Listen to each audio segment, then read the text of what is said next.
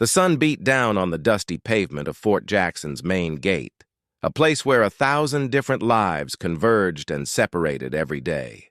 To the young man standing guard, Private First Class Peterson, it was just another day of traffic and paperwork. He was new, eager to prove his worth, and more than a little puffed up by the uniform he wore. A lone figure approached the gate on foot.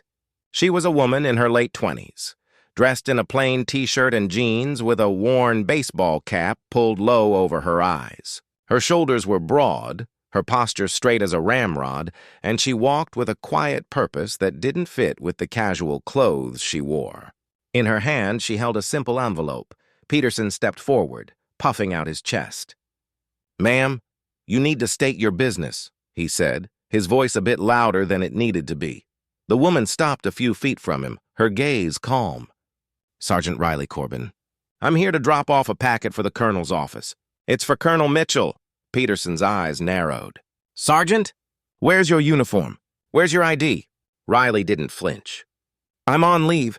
I have my military ID, but the packet is time-sensitive. I'd rather not show my ID if I can avoid it."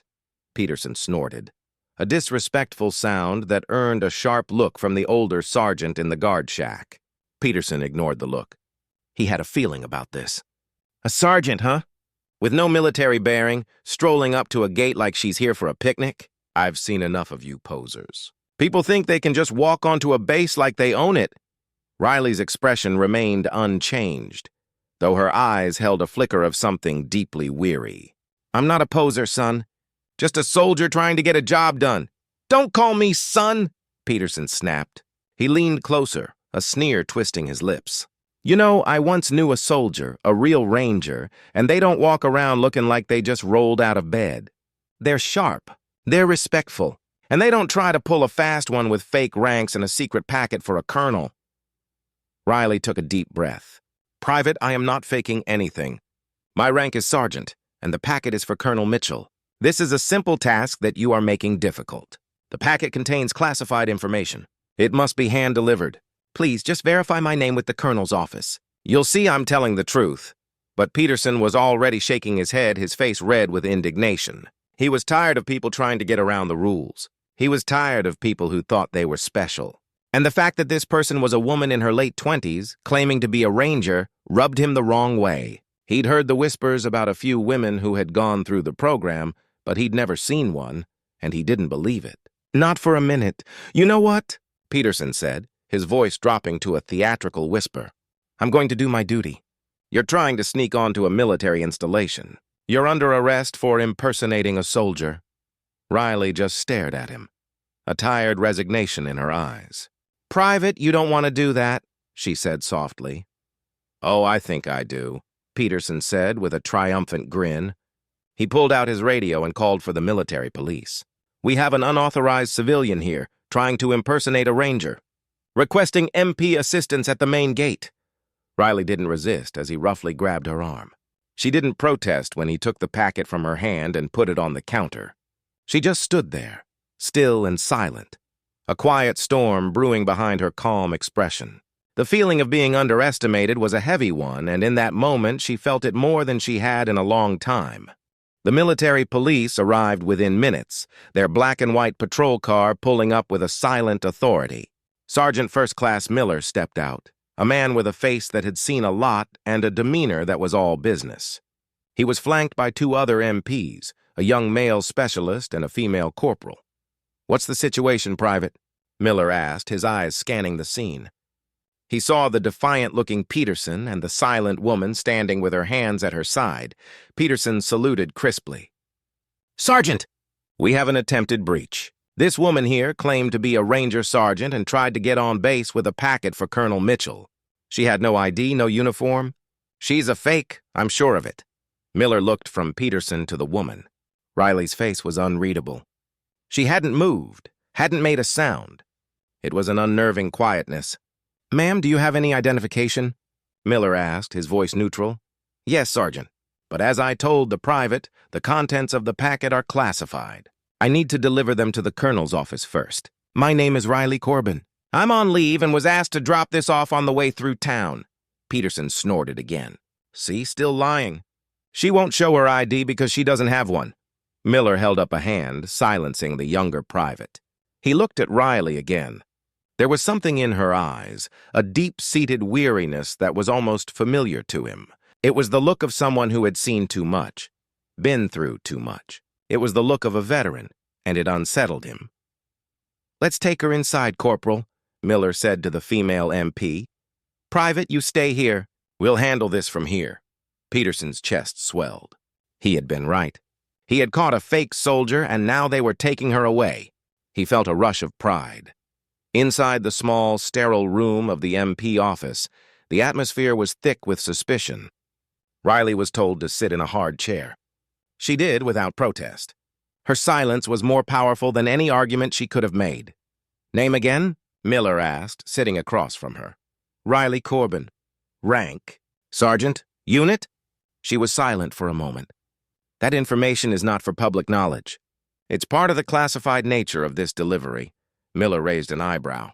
"Sergeant Corbin, if you're a real soldier, you know that's not how this works.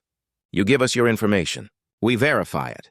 We get you on your way. You can't just withhold information and expect us to trust you." "I'm not expecting you to trust me," she said, her voice low and steady. "I'm expecting you to do your job. The private called this in. The base now has a record of it. The only way to resolve this is to contact the colonel. Everything else is a waste of time." Peterson entered the room, unable to stay away from his moment of triumph. "She's bluffing, Sergeant." "I told you." Miller ignored him, his gaze fixed on Riley. He'd seen people bluff before. He'd seen them break down under pressure. But this woman was as still as a stone. Her eyes were sharp, intelligent, and held none of the fear or panic he was used to seeing.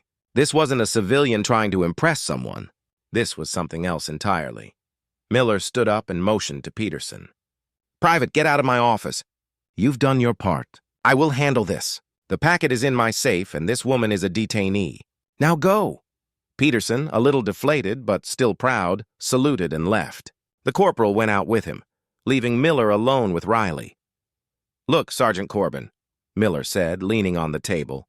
"I don't know who you are, but I have a bad feeling about this. Your demeanor, your confidence, it doesn't match a civilian trying to pretend. But I can't let you go without a real name and rank. Why can't you just give me the rest of your information?" Riley finally looked at him, a trace of something like sympathy in her eyes. "Because, Sergeant, this whole thing is a test, and you're doing a good job so far. You're doing your due diligence. Just give it time." The hours stretched on, slow and heavy in the small, quiet room. The silence between Riley and Sergeant First Class Miller was punctuated only by the distant sounds of base life and the occasional radio chatter. Miller sat at his desk, pretending to do paperwork, but his attention was fixed on the woman across from him. He couldn't shake the feeling that he was involved in something much bigger than a simple case of impersonation. Riley remained a puzzle. She sat perfectly still, her hands resting calmly in her lap. Her gaze was steady, unblinking. She didn't fidget, didn't complain, didn't ask for food or water. She had the discipline of a person who had trained for this exact kind of waiting. It wasn't arrogance he saw in her. It was something else, a quiet strength, a readiness. At one point, Miller broke the silence. "Sergeant Corbin, I have to ask, why are you being so difficult? This could all be over if you just told me your unit." Riley finally spoke, her voice calm and low. "Because, Sergeant, if I told you my unit, you would know who I am. And that would defeat the purpose. All I can tell you is this is a part of a larger, ongoing mission. I've already told you what I can. I've given you my name and my rank. I've told you who the packet is for. The rest is on you." Miller sighed, running a hand over his face. He pulled out the phone from his desk, a secure landline. "This is it, then. I'm going to call Colonel Mitchell's office. If you're a fake, you'll be in a world of trouble. If you're not, then I guess I'm the one who owes you an apology." "I accept your apology in advance," Riley said with a hint of a smile. Miller put the phone to his ear and punched in the numbers for the colonel's office. After a few rings, a woman answered. "Colonel Mitchell's office, Sergeant Major Harris speaking." "Sergeant Major, this is Sergeant First Class Miller, MP Command. I have a situation here. A woman came to the gate claiming to be a sergeant and said she had a classified packet for the colonel. She gave her name as Riley Corbin. Is she on a list for a delivery? There was a long pause on the other end of the line. Sergeant, there is no one named Riley Corbin on any delivery list. The colonel isn't expecting anything of that nature. Miller's heart sank. He looked at Riley, a genuine disappointment on his face. She was a fraud, after all. He was about to tell the sergeant major that the situation was being handled when the line went silent. Then he heard a sharp, clear voice in the background. Harris, what was that call about? It was Colonel Mitchell. Sir, it's the MP on duty. A woman at the gate, claiming to have a packet for you. Says her name is Riley Corbin. Another silence. This one was different. It was a silence that held the weight of 1,000 thoughts, 1,000 possibilities. Sergeant Miller, the colonel's voice boomed through the phone. I am going to assume you're not messing with me. Listen to me very carefully. You will not let that woman out of your sight. You will not let anyone speak to her. You will not touch the packet she delivered. You will give me the exact location where she is now, and I am on my way. Do you understand? Miller's eyes widened. Yes, sir. We are in MP office too, sir. Right at the main gate. Stay there, the colonel snapped, and the line went dead. Miller stared at the phone, then at Riley. She hadn't moved. Her face was calm, serene. He had been so close to sending her away. He had almost dismissed her as a common liar, just as Peterson had. The feeling of dread was now replaced by a chilling realization that he had stumbled into something far beyond his rank, far beyond his understanding. The woman sitting across from him was no imposter. She was something else entirely. The weight was unbearable. Miller sat at his desk, his heart pounding in his chest. The young corporal who had been with him at the gate now stood guard outside the office, eyes wide with confusion. Even Peterson, who had heard the whole thing, through the walls, was now nervously pacing back and forth in the hallway. They all knew something was happening, something big. And then, a sleek black sedan, the kind reserved for high-ranking officers, pulled up to the gate. A hush fell over the area. The driver was a military officer in a crisp uniform, and in the passenger seat sat a man with a stern, angular face. His shoulders were wide, his posture ramrod straight, and the 4 silver stars on his collar glinted in the sunlight. It was Colonel Mitchell. He exited the car and strode toward the MP office, his presence so imposing that every soldier he passed snapped to attention.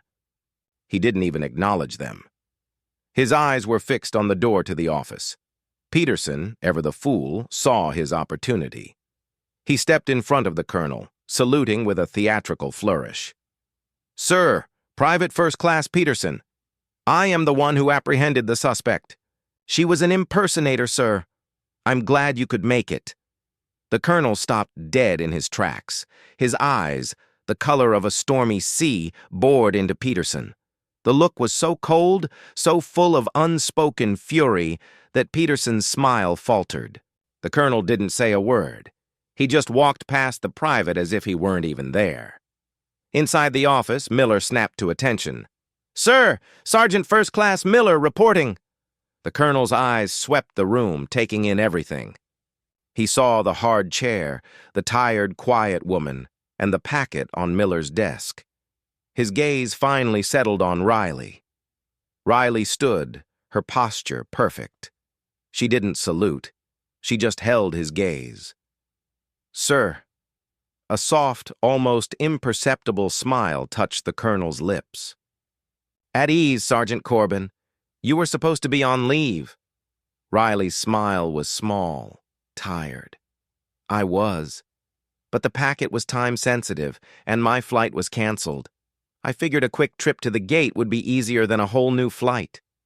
The colonel nodded, understanding passing between them in a way that was completely alien to Miller. Then the colonel turned his attention to Miller, his face turning grim. Sergeant Miller, what exactly happened here? Miller swallowed hard. He felt a wave of shame wash over him. Sir, Private Peterson here detained her. He thought she was an impersonator. He didn't believe her when she said her name and rank.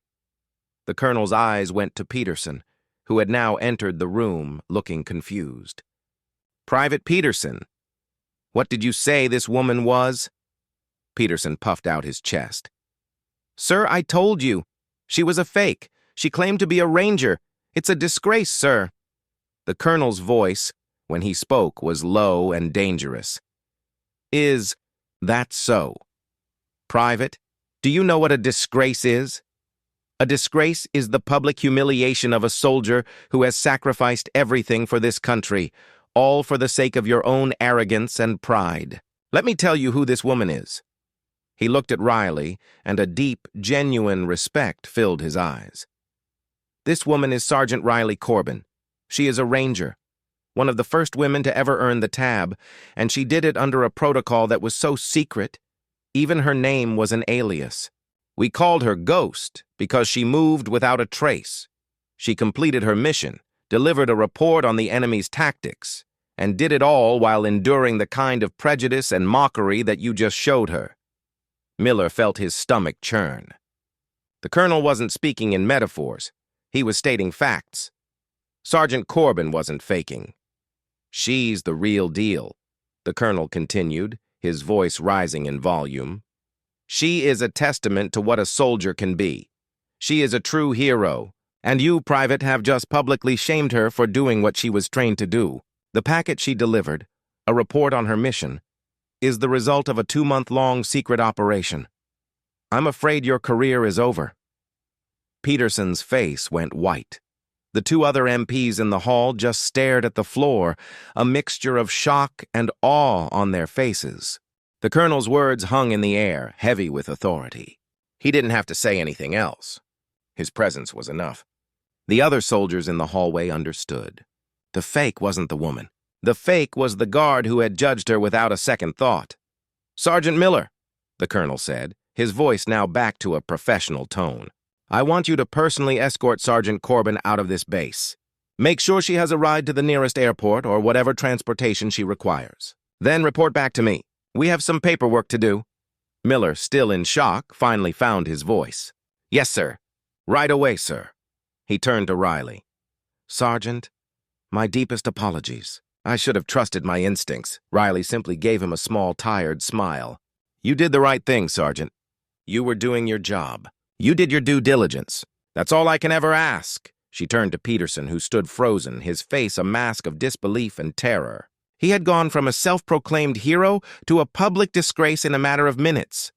Private, she said, her voice soft but firm. You saw a uniform and you thought you knew a soldier.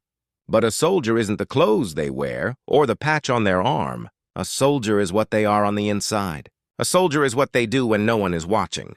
Remember that. It'll serve you better than any rank or uniform ever will. With that, she turned and walked out of the office, the colonel right behind her. The 2 other MPs parted, standing at attention, their heads bowed in respect. They now knew who she was, and they now understood the cost of underestimating a true warrior. Outside, the sun was still high in the sky. It felt like a lifetime had passed since she had arrived at the gate. As she got into Miller's car, the colonel walked over and looked her in the eye. Sergeant Corbin, I am very proud of you. I am also very disappointed that this happened. This should not have happened. I will make sure it never happens again. Sir, it's not your fault, Riley said, looking at him with respect. People will always judge what they don't understand. It's just a part of the job. I've been called a ghost my entire career. It's just how it is. He nodded, a silent acknowledgement of her words. He had known the cost of this mission for her. He had known the loneliness, the secrecy, the isolation.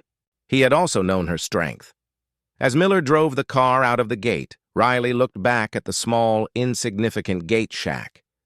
She saw Peterson being led away, his face pale and his head bowed. Justice had been served not with a bang, but with a quiet, undeniable truth. The truth had finally been revealed, and it had set her free. She closed her eyes, and a wave of emotion washed over her. The insults, the mockery, the arrogance, it was all gone now, replaced by the deep and profound respect she had earned. She wasn't a fake. She was the ghost, a silent hero, and her story was finally told.